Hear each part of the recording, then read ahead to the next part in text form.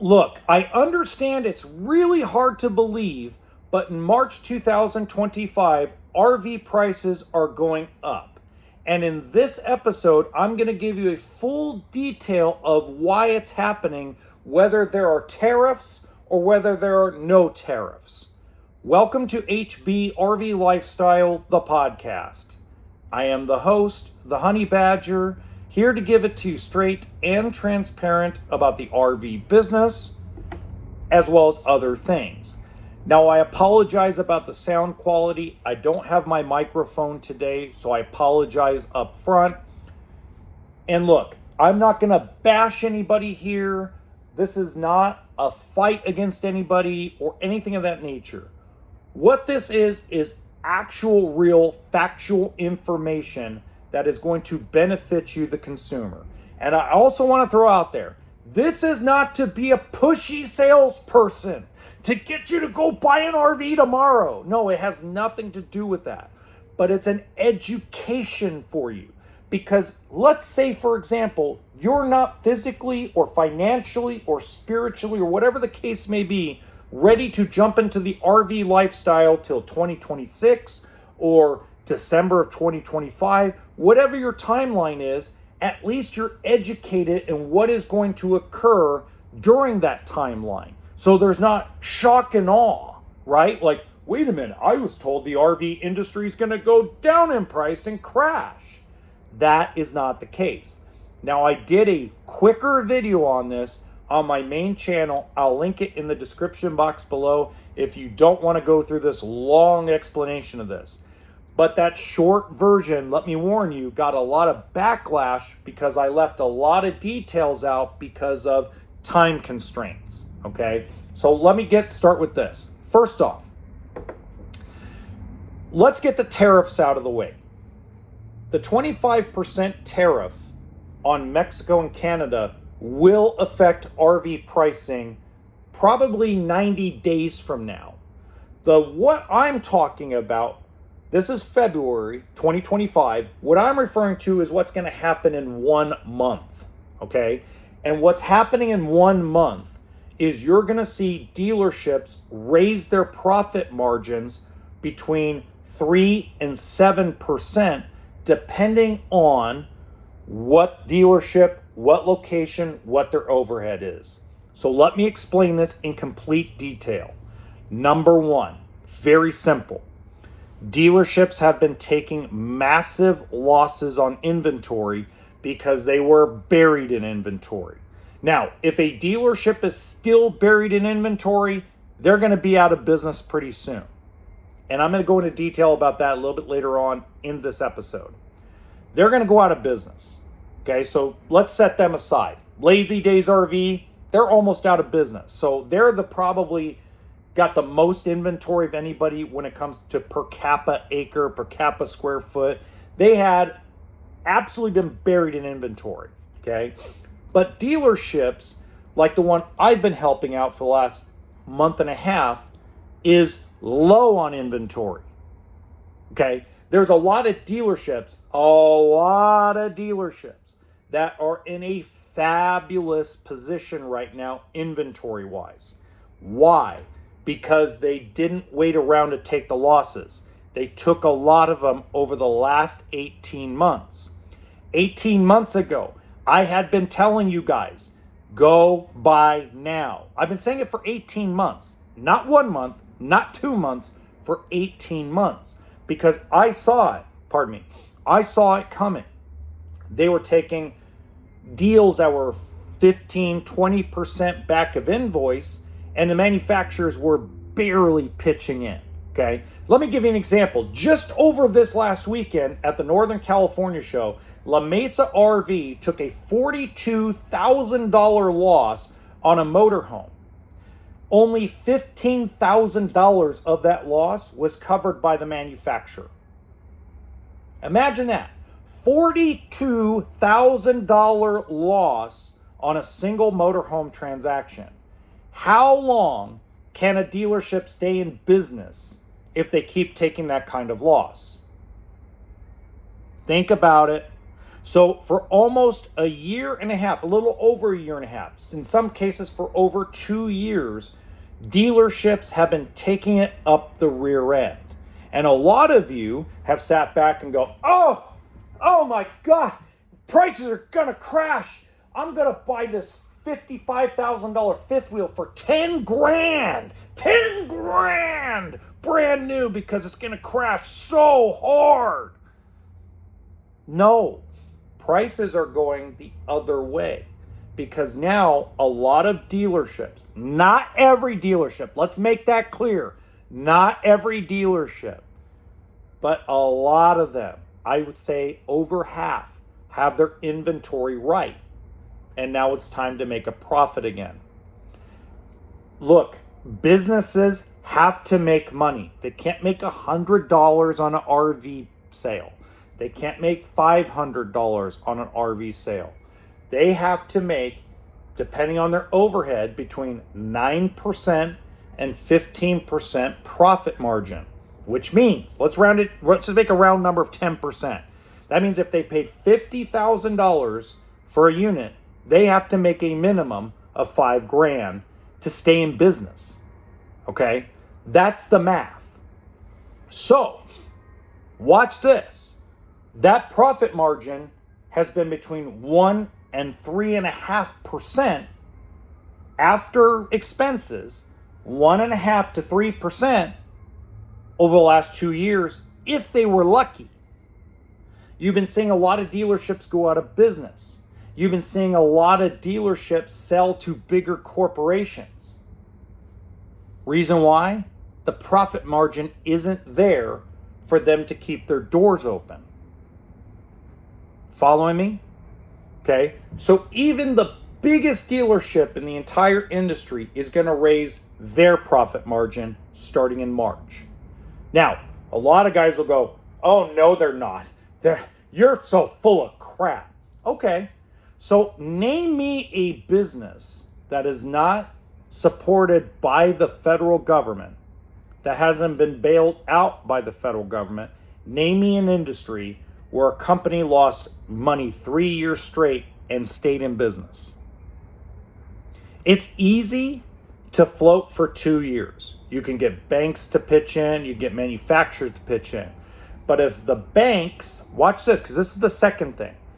If financial institutions are only going to keep an industry or keep a business afloat for so long before they got to kick them out.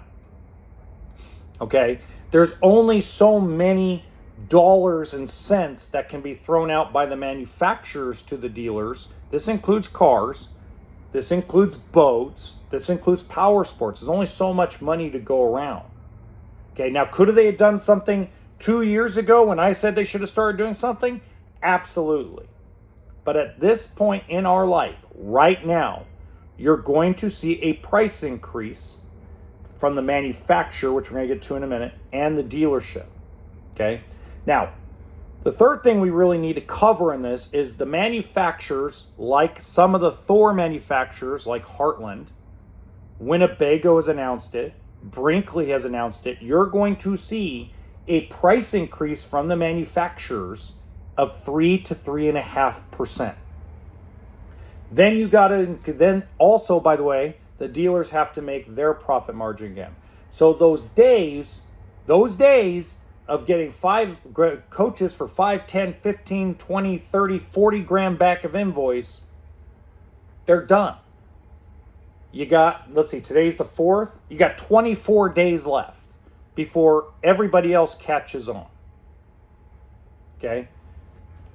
So let me be very blunt. The dealership I'm working with right now sold more than half of their inventory at the Pleasanton RV show. More than half.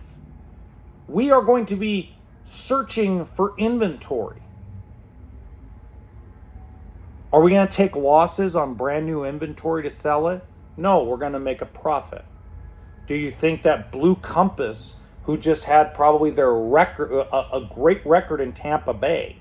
See, that's the other thing. We'll just backtrack for a second, 1 second, okay? Look at it from this perspective.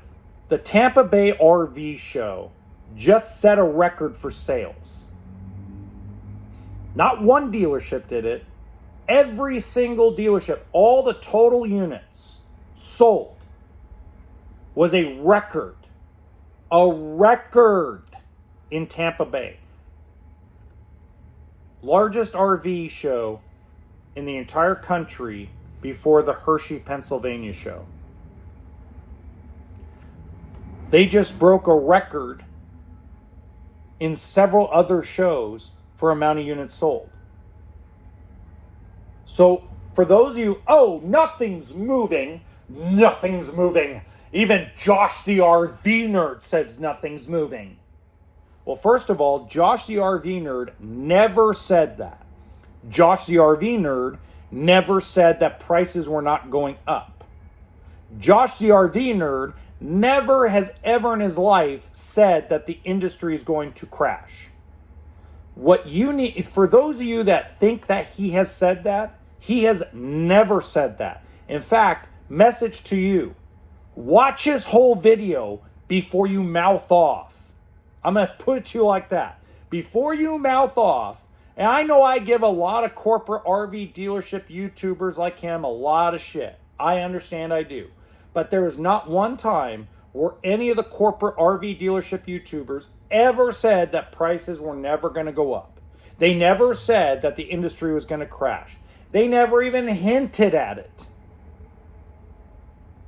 Now, for a lot of those 40, 50 of them, they have to be careful how they say things and when they say things because they have lawyers and legal teams and investors and things of that nature. And it's not just one person, it's 40 of them, okay, that are on YouTube and TikTok and all these places. I say what is really going on because I don't have anybody that's going to slap me around and tell me I can't say that, okay? That's one reason why I like doing this podcast. Now, let's talk about the guys that are buried in inventory. Do you really think that guys that are buried in inventory are buried because they're not willing to take losses? No. If you go look at the guys that still have 2023 inventory or 2022 inventory, those folks, they either have the cash to float those inventory and refuse to lose money and just, you know what, until I can break even, I'm not going to sell it. More power to them, okay? There's a dealer in California. He's considered the whore of California. I know him very well. He never loses money on a deal. You'll never buy a deal that has no profit in it from him, even if he's buried inventory. And he's got 2,000 units on his lot. He'll never lose money on a single purchase. Never. Okay? So you have to understand. And for a lot of you, well, they've just made RVs out just outrageously unaffordable. Okay. Now that I can understand that argument. If you can't afford to do the RV lifestyle because the RV industry, new and used, has been priced out of your budget, whether it's private party or dealership, hey, I understand that frustration. You're not the only one. I totally understand where you're coming from, okay? But there are plenty of ways to camp an RV. For those of you that say, just build your own, okay? That's just as expensive as buying one, especially if you want to do it right. You know, so, and I'm going to do an episode on that because that's actually a really cool concept. To build your own RV is a really cool concept. It really is, okay? End of the day, you're going to see a price increase, okay? Let me put to you one more time. This Diet Coke, if the Diet Coke of the world, if Diet Coke, regular Coke, any beer, any grocery store, if they lost money on every single purchase and didn't make money on every single purchase that you make at the grocery store, at Walmart, at Target, etc., how would people have jobs? Sit back for a second. If the company you work for, or if you're self-employed and you made no profit and your company lost money every single day, would you still have a job eventually? No. Would you have an income? No. So for those of you that think that, and this is truly, you have to understand this. If you're one of those folks that believes the mainstream media that all these companies make hundreds of billions of dollars, read a statement, read a financial statement from these companies. Don't look at the top line. Don't look at the mainstream media screaming and yelling to get their money. Hey, they're making $10 billion a quarter. You know, they're not paying their fair share, or they're ripping people off. Did you read what they actually net profited after everything? It's not billions of dollars. There's only a handful of companies that actually net over $1 billion in profit. A handful. There are some that make millions, some that make hundreds of thousands. There are companies over the last 3 years that are running in the red, but they're subsidized by the federal government, they're subsidized by other industries. But do you really think that when a farmer sells his crops to a grocery store, that he's supposed to take a loss? I'm just trying to put this in perspective for you folks. Do you really think that it's fair that a person that goes out and puts their butt on the line, puts their credit on the line, their butt on the line, they're a hardworking individual, whether American, Italian, Canadian, Mexican, doesn't matter. Doesn't matter their sexual orientation, their religion, their race, doesn't matter. Do you really think that every person that goes into business for themselves doesn't deserve to make money? If you really feel like that, if you feel like we should all be kumbaya and everybody should never make a profit and everything should be sold at a loss, you need to search your soul. You need to go into your soul and search for it and really think, are you just really that naive? You had the opportunity, for all of you that have been waiting on the sidelines because you think everything's going to go to hell. You've been sitting and sitting and sitting and sitting on the sidelines. You have 24 days. And why is March 1st so important? Because March 1st gets you through the first part of show season. Once dealers find out and get the real numbers, like I've been getting the real numbers on Tampa Bay, Houston, the Atlanta, Georgia show, the Calgary, Alberta show, Edmonton's coming up. When you get all those numbers and you see the industry is up year to date already, we are already, according to the data I've collected, from January 1st to January 31st, it is the second largest January of retail sales in the last 20 years. It was bigger than one of the COVID years. If that is true, by the time it's all said and done, because you know they're going to adjust the numbers as things go on, even if it's in the top 5, dealerships are going to go, this is going to be a good year. Stop taking those loser deals. We need to get back to making money so I can stay in business, so you can have a job, your family can pay their bills, I can pay my bills, etc., etc., etc. Now let's get into the tariffs real quick.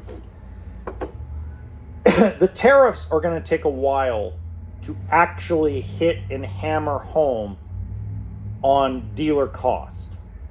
Okay? For some manufacturers, they have a 90-day supply. For some manufacturers, they have a 6-month supply. But by year model 2026, if these tariffs stay in place where they're at, you're going to see an average of 15 to 18% price increases from the factory on top of the 3.5%, on top of what the dealership profit margin is. Okay?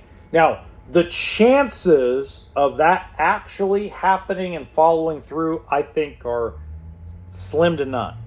I truly believe that politics are playing politics and throwing scare tactics at people, I don't think it will actually happen. I think there will be a shortage of inventory for a little bit, because I think what will happen is the manufacturers are going to back off of production, and like they should have a couple years ago anyway, but I think they're going to back off production and probably delay the year model change a couple months, probably from July until, let's say, September, just to make sure that they get none of the tariff material that's being sold as of today. That all being said, if you buy in the next 24 days, you're never going to have to worry about whether tariffs are going to hit when you're ready. Now, if you're not ready to buy in February because of something financial, maybe you got something in your life going on, maybe you don't think you're ever going to use it, whatever the case may be, just be educated about this. So when you go to a show and you see a $50,000 fifth wheel, you're going to pay 55 or 56 grand when you're ready. When you see a travel trailer for $12,000, you're going to probably pay closer to $15,000, etc., etc., etc. Okay? Is it going to be 50,000 to 75,000? No. But you're going to see a 7 to 11% price increase across the board between the manufacturer and the dealer profit margin. Okay? Be educated about it. So that way when you're ready, you're not like, oh my God, I'm spending, what happened to the prices 2 years ago? Okay? Be educated about it. There's not going to be a 50% off dealer cost sale. That doesn't work. That's never going to happen. Okay? What we went through the last 18 months won't happen for another probably 8 to 10 years. We need another COVID event with another economic crash, with another inflation crisis. We need all that to happen again to get back into the situation we were in for the last 18 months. I don't see that happening for at least another 8 to 10 years, if it's going to happen. So, for those of you that are in your 60s, do you really want a chance waiting 10 years for another crash that may or may not happen? Just think about these things, guys. This is an education. Okay?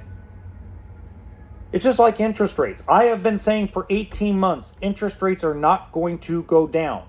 All of you told me, you're full of shit, man. You're just a salesperson. I mean, all I do is hear it in my emails, my DMs. What a piece of shit I am because I talk the truth. Basic. They're not going to lower interest rates until this inflation crisis is over. It's not over. It's not going to be over for probably another year and a half, 2 years. And when interest rates go down, we're not going to see interest rates we saw during COVID, during post-Great Recession, during pre-Trump years. We're not going to see it. If it goes down, it's going to go from 7.99 as a good rate to 6.99 or 6.75. You're not going to see 4% again, 3.5% again. It's not going to happen. Not for a long time. You have to pray everybody loses their jobs, businesses close for even more than they already have. You have to pray for absolute economic Armageddon to get what you're looking for. So you're going to wish what you're wishing for. If you're waiting for rates to go completely trash, you're waiting for everybody to get things for 10 cents on the dollar, you're personally wanting, and I want you to search your soul in this, you're personally wanting a 30% unemployment rate. You want people out on the street because they can't afford a house. You want people in soup lines and kitchen lines worse than they already are. That's what you're praying for if you want all this stuff to happen again. Make sure you search your soul on that. Or, worst case scenario, you're just a complainer that's never going to join the RV life. I get it. You just can't see yourself doing it. And you want to spend all day on YouTube and TikTok and all these places bitching and complaining. Hey, I get it. My grandmother was the same way. That's all she did for a long time when MySpace was around, was complain about people's pictures. When somebody would wear a red shirt with a Mickey Mouse emblem on it, she would tell them they're representing the evil empire. It's because she couldn't afford to go to Disneyland. It's because she couldn't afford to go to a movie. She watched her soap operas in the morning and sat around watching Fox News and CNN and MSNBC type channels, yelling and screaming, throwing things at the TV because life is so hard and everything's so bad. I get it. And yeah, you know what? I'm trolling you. Because you guys troll me, I'll troll you back. So until next time, remember that RV stands for toolkit and sense of humor.